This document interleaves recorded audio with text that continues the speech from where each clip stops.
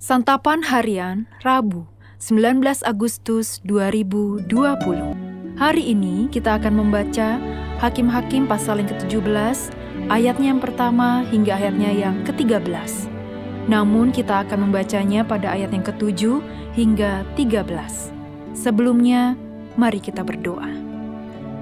Di heningnya saat ini, kami siap berteduh dalam kebenaran firman-Mu. Di dalam anugerah kasih-Mu Yesus, kami berdoa. Amin. Hakim-Hakim 17, ayat 7-13.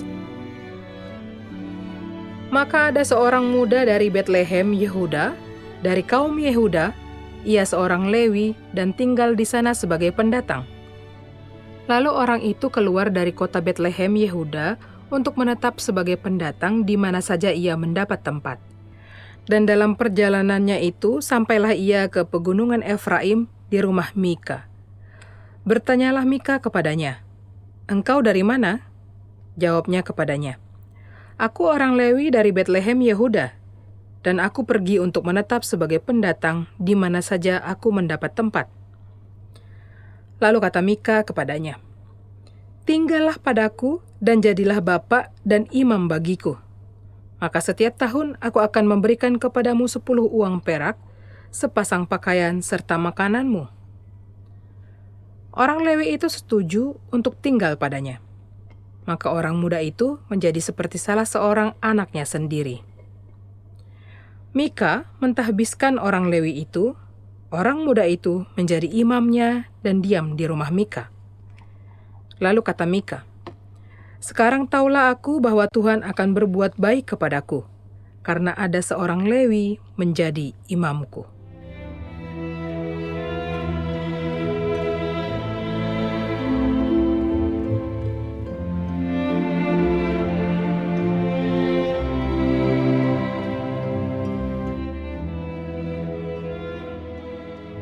Sahabat Santapan Harian, banyak orang beranggapan bahwa Tuhan akan berbuat baik kepadanya karena sudah melakukan kesalehan dan ritual agama secara lengkap. Mereka berpikir, jika semakin banyak beribadah, Tuhan pun akan mencurahkan berkat dengan melimpah. Padahal pemahaman ini tidak selamanya benar. Secara garis besar, nas ini terbagi dalam 2 kisah. Pertama, Mika dan ibunya yang membuat patung untuk kepentingan ibadah. Motif mereka tampak ketika menguduskan sejumlah uang bagi Tuhan. Kedua, kisah seorang muda datang dari Betlehem, Yehuda. Ia berasal dari keturunan Lewi. Mika meminta agar orang Lewi ini menjadi imam baginya. Dengan bayaran yang tinggi, orang Lewi itu pun setuju. Pada akhirnya Mika menyimpulkan bahwa Tuhan akan berbuat baik kepadanya karena ada seorang Lewi yang menjadi imam baginya. Pertanyaannya, benarkah kesimpulan Mika itu? Bagaimana mungkin Tuhan akan berbuat baik kepada orang yang menentang firman-Nya? Pertama, Tuhan melarang bangsa Israel untuk membuat patung untuk disembah. Kedua, orang Lewi sepatutnya melayani sebagai imam di bait Allah, bukan di tempat lain. Dengan 2 kesalahan fatal ini, apakah anggapan Mika masih bisa dibenarkan? Tuhan pasti senang jika umatnya mau beribadah kepadanya.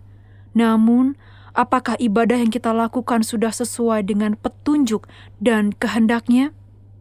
Kesalahan kita adalah kadang berbuat apa yang benar menurut pandangan kita sendiri dan bukan menurut pandangan Tuhan. Jika demikian, kita jangan berharap kalau ibadah itu bisa menyenangkan hati-Nya. Mari kita berdoa, meminta bimbingan Tuhan agar kita beribadah kepadanya dengan cara yang benar. Beribadah dengan cara yang benar terkait dengan perilaku luhur dan berbuat baik, menerima rahmat dan berkat surgawi. Kita mesti berani mengajak diri sendiri dan orang lain untuk menjalani hidup dengan cara yang benar, yaitu dengan menonjolkan sifat-sifat ilahi dalam diri manusia, terlebih mengalami sukacita. Mari kita berdoa. Mampukanlah kami ya Kristus untuk mempersembahkan hidup kami sebagai ibadah yang sejati kepadamu. Di dalam-Mu Yesus kami berbakti. Amin.